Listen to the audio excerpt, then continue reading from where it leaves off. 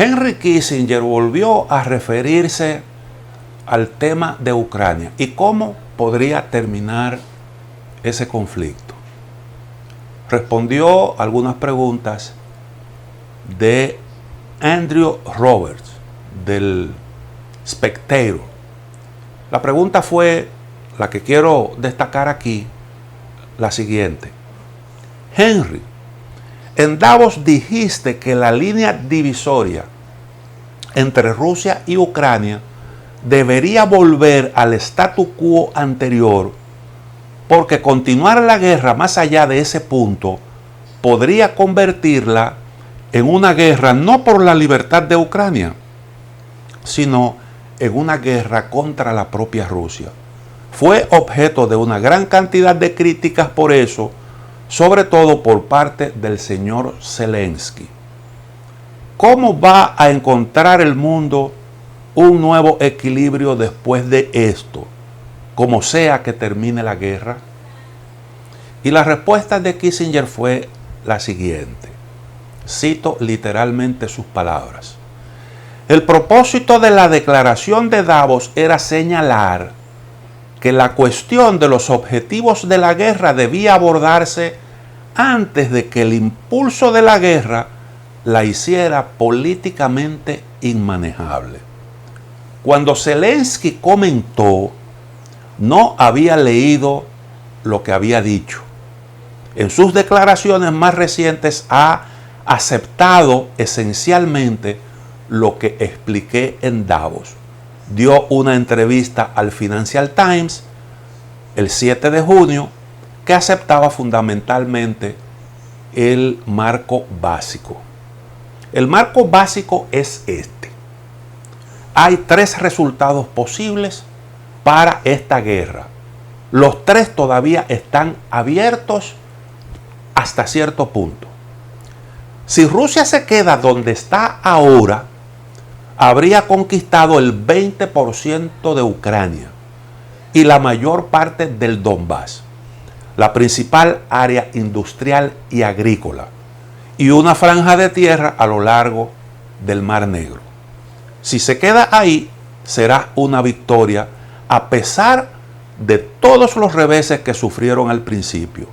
Y el papel de la OTAN no habrá sido tan decisivo como se pensaba anteriormente.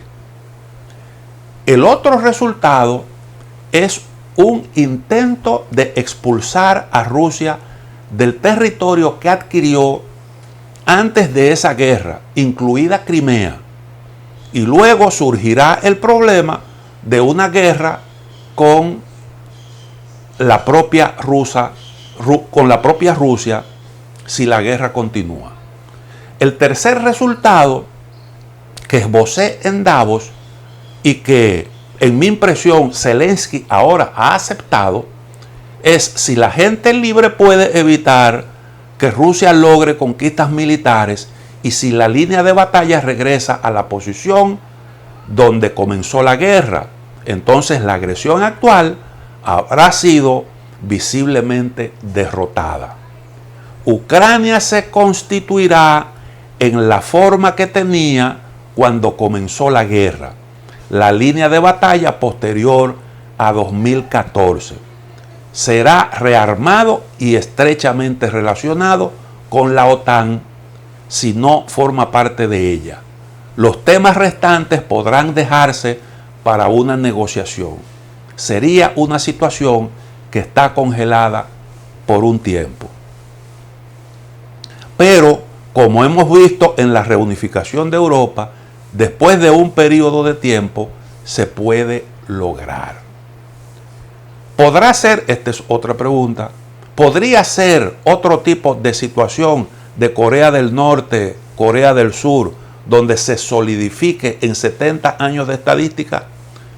La respuesta de Kissinger, bueno, estamos hablando de solo el 2,5% del país y Crimea, que es otro 4,5%, cuya relación con la región es diferente a la del ucraniano puro, porque ha sido ruso durante cientos de años. No emitiré un juicio sobre cuál debería ser el resultado de una negociación. Pero si los aliados logran ayudar a los ucranianos a expulsar a los rusos del territorio que han conquistado en esta guerra, tendrán que decidir cuánto tiempo debe prolongarse la guerra. Es decir, fíjense qué interesante el enfoque. Dice, teóricamente hay estos tres escenarios posibles. Teóricamente. La realidad actual no favorece a Ucrania. ¿Por qué? Bueno, porque Rusia tiene el 20%, dice él, yo creo que se queda corto. Es más, hace algún tiempo se había estimado en un 30%, pero en un 25%. Y después de esa estimación hecha por especialistas, Rusia ha tenido nuevas conquistas, conquistas significativas. Ahora, recientemente, acaba de conquistar Lysychansk y ya con eso tiene el control prácticamente total de Lugansk. El Donbass, la región del Donbass, que como dice Kissinger es donde está la industria ucraniana y en donde está la mayor producción agrícola del país, está actualmente en manos de Rusia. Los rusos tienen el control, lo acaban de asegurar hace poquito, de la principal refinería de petróleo ucraniano. Por tanto, dice Kissinger, si se terminara aquí en donde está el conflicto, si se congela aquí, sería una gran victoria para Rusia. Significa que Rusia ha ido consiguiendo sus objetivos estratégicos. Ahora, si tiene éxito desalojando a los rusos de lo que tiene actualmente en posesión, entonces habría que tomar la decisión de dónde se pararía la cosa. Ese es en el hipotético caso de que los ucranianos que han perdido lo mejor de sus fuerzas armadas en la región del este, en el Donbass, si tuvieran la capacidad para lograr eso, lo cual necesariamente tendría que pasar por el uso de armamentos pesados de mayor alcance. Y eso introduciría ahí un elemento que escalaría el conflicto. Desde que eso asome, porque no se puede perder de vista un detalle, y es que Rusia está combatiendo no con toda la capacidad militar que tiene. Hay capacidad de respuesta, aún en el caso de que Ucrania, con armamentos más sofisticados, logre un gran empuje. Y eso entonces escalaría el conflicto a unos niveles altamente peligrosos. Ahora, como dice Kissinger, en todos estos escenarios todos estos escenarios presentan muchas dificultades. Y lo que él está planteando en esencia es, bueno, pero lo que yo estoy planteando es un retorno a la situación que se creó en Ucrania después de 2014. ¿Qué significa eso? Significa que se reconocería de facto el control por parte de Rusia de una parte del Donbass, lo que tenía antes de iniciado el conflicto, y Crimea. Sacrificar eso en aras de la paz sería prácticamente un triunfo para Ucrania. Territorio a cambio de paz. Usted podría preguntar, bueno, pero ¿y los rusos aceptarían eso? Es difícil porque el problema de las guerras, de los conflictos de este tipo es que después que usted ha hecho un esfuerzo como ese que ha hecho Rusia, con todo lo que eso ha implicado y con lo que va a implicar para el futuro, porque las relaciones, aunque haya un acuerdo de paz con Occidente, nunca serán las mismas. Al menos por un buen tiempo, Rusia habrá perdido una parte de su mercado de exportación importante y eso va a gravitar en la economía del país. Y ese paso que se dio arriesgando todo eso, no es verdad que Rusia va a permitir que termine simple y llanamente con lo que ya se tenía en el 2014. Porque lo que había en el 2014 no era realmente del agrado de Rusia. Por algo se inició la guerra. Entonces el enfoque de Kissinger adolece de ese problema, de esa limitación. Suena bonito porque es una manera de usted buscar una solución diplomática, política a un conflicto, pero la apuesta de Rusia indiscutiblemente que sería mucho más alta, porque ahí usted tiene ya el caso de Finlandia, el caso de Suecia, que rompieron su neutralidad. Eso fue un paso que ahora complica un poco más la solución, porque a lo mejor Rusia va a pretender, si antes de la guerra estaba sugiriendo volver a la situación inmediatamente que existía, inmediatamente después de la caída del bloque socialista, imagínese usted ahora después que se dio este paso. Pero de todos modos, yo creo que el esfuerzo, la propuesta de Kissinger tiene la virtud de que pone sobre la mesa lo que ahora mismo nadie contempla, que es una salida a este conflicto. Una guerra que se va a prolongar en el tiempo con todos esos efectos que está teniendo a nivel global. Permítanme hacer otra pequeña pausa. En breve retornamos.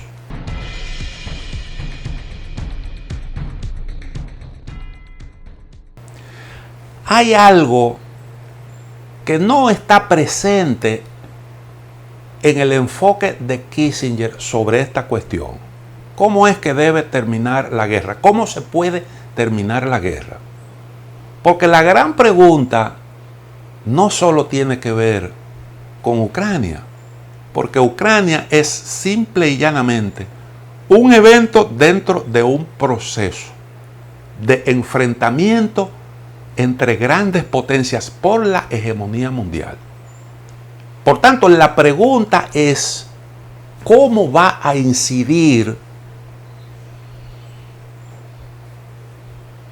el conflicto en Ucrania y su terminación?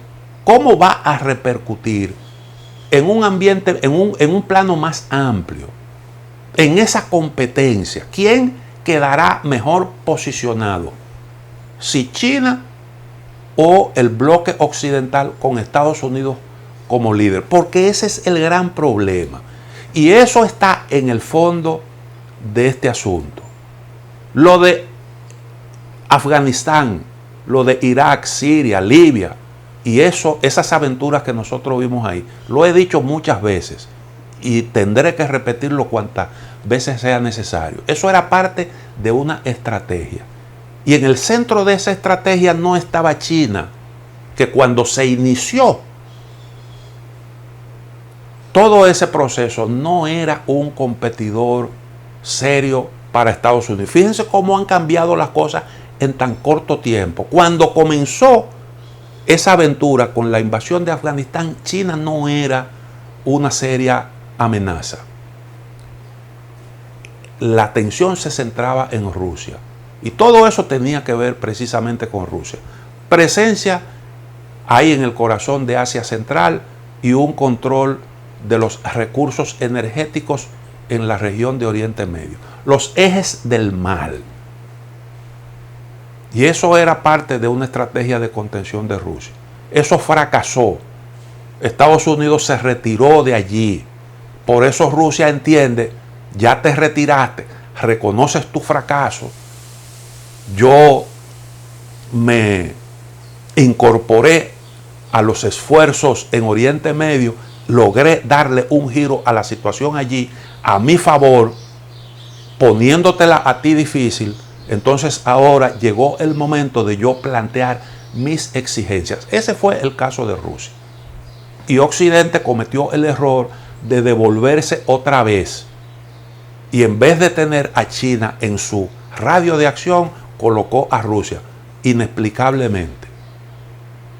Y allí, bueno, pues se corre el riesgo de quedarse empantanado en esos esfuerzos. ¿Cómo eso va a gravitar? ¿Cómo está de hecho gravitando? Yo creo que esa es la gran pregunta. Kissinger no es que él lo ignora totalmente, porque él está planteando a Rusia, a China tú tienes que mostrarle poder, pero al mismo tiempo tú tienes que asegurarle a China un tratamiento de respeto y de reconocimiento, de forma tal que haya una especie de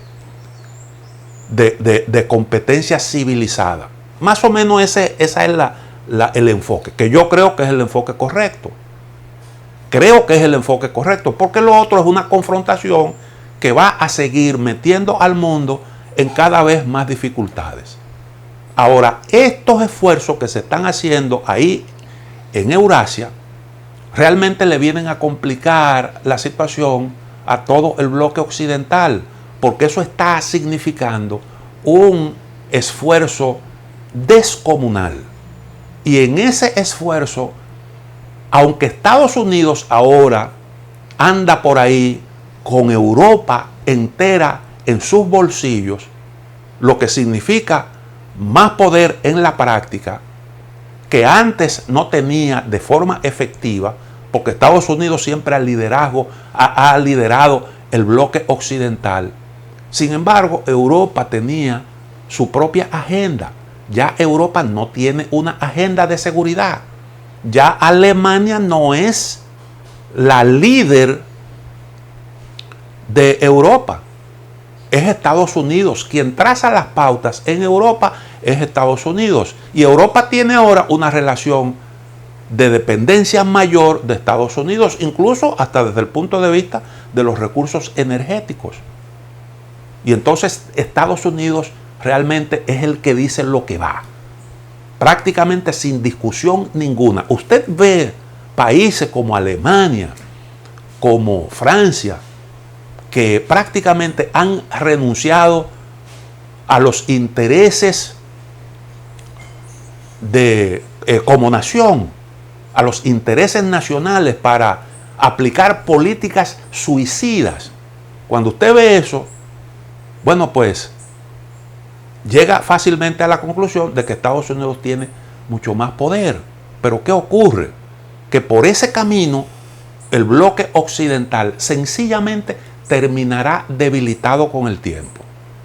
¿Por qué va a terminar debilitado con el tiempo? Bueno, por la sencilla razón de que Europa está entrando en un periodo de declive acelerado. Ya se está hablando no solo de recesión, sino de la posibilidad de estanflación, que es uno de los peores escenarios posibles. El peor de los escenarios, cuando usted tiene precios altos y crecimiento cero. Y eso va a significar al mismo tiempo dificultades sociales. Ya lo está diciendo Scholz de Alemania. Nosotros podemos tener aquí un gravísimo problema social, porque desde que la gente no tenga cómo costearse la calefacción, sencillamente aquí habrán manifestaciones, grandes convulsiones sociales, porque hay que saber lo que es usted no poder calentar su hogar en un invierno, esos inviernos severos que se vive ahí en esos países. Y entonces usted ya ve, y eso nosotros antes, yo me pregunto, ¿dónde estaba Scholz? ¿Cuál fue el cálculo de él y de los demás líderes europeos? Porque nosotros aquí hicimos un programa, ahí está, usted lo puede buscar. Los programas a veces nosotros los publicamos en YouTube. Y hay uno que se titula ¿Cayó Europa en una trampa?, donde yo analizo desde cuando estalló el conflicto. Nosotros hicimos ese análisis. Europa va a perder competitividad. ¿Por qué? Bueno, pues sencillamente porque se va a privar de acceso a las materias primas en las condiciones en que Rusia se las ponía ahí en las manos, a través de oleoductos, gasoductos, el carbón, todos sus recursos de exportación, los minerales, los fertilizantes. Usted está renunciando a eso para entonces ponérsela difícil, porque va a comprar un gas que es muchas veces más caro. Leí a alguien que decía que el precio desde que estalló la guerra se ha incrementado en un 87%. Una locura. Y usted se autoimpone esas limitaciones. Y entonces los rusos han manejado esto con una astucia increíble, porque no han cortado, no han suspendido el suministro totalmente, pero han impedido que Europa llene sus reservas, llene sus almacenes. ¿Para qué? Bueno, para tenerlo ahí siempre. Un corte, te fuiste al desastre. Y ha evitado ahora la decisión reciente, eso está contemplado, es legal, mantenimiento del Nord Stream 1 por 11 días. Eso significa que habrá que consumir una parte de la reserva, que precisamente es lo que ha querido Europa resolver. Y ese es un manejo que mantiene ahí siempre a Europa en tensión permanente. Siempre con esa posibilidad de que se produzca una decisión. Esa Europa que estaba sancionando, ahora entonces está siendo sancionada. Entonces, usted va a tener una economía en dificultades. Usted ahora va a gastar más en armamento, porque ya ese es un compromiso que se ha asumido formalmente, gastar más en armas. Y entonces eso, en el marco de la realidad de esos países, la inmensa mayoría, altamente endeudados todos, implica procesos políticos, consecuencias políticas de imprevisibles consecuencias. Y ya decía, lo comenzamos a ver, el problema que no necesariamente es directamente una consecuencia de la guerra o de que la gente se esté manifestando a favor de Putin. Es como una situación, como ese conflicto va gravitando en la realidad europea y va haciendo que la gente, que el descontento suba, porque a la gente, los europeos, la inmensa mayoría no quieren saber de Putin, pero cuando le hablan de que tiene que pagar más por la electricidad, más por los combustibles, entonces la actitud comienza a cambiar. El caso de Alemania, en donde hay una derecha que coge fuerza y una izquierda con algunas posiciones, particularmente con respecto al caso de Rusia, que no son precisamente coincidentes con la del actual gobierno. Ahora mismo, en Alemania el partido oficial acaba de perder en 2 regiones. Eso es un sinónimo de lo que viene. Scholz ganó el otro día unas elecciones y ya tiene reveses políticos. En España, en Andalucía, el PSOE perdió las elecciones.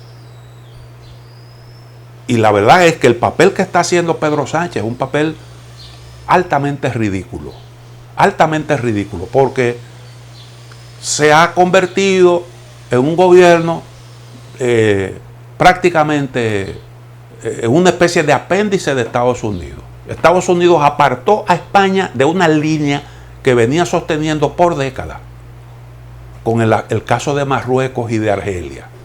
Se peleó con el proveedor de gas de España, atentando contra sus propios intereses, simple y llanamente siguiendo la línea de Estados Unidos. Permítanme hacer la otra pausa. Regreso en breve.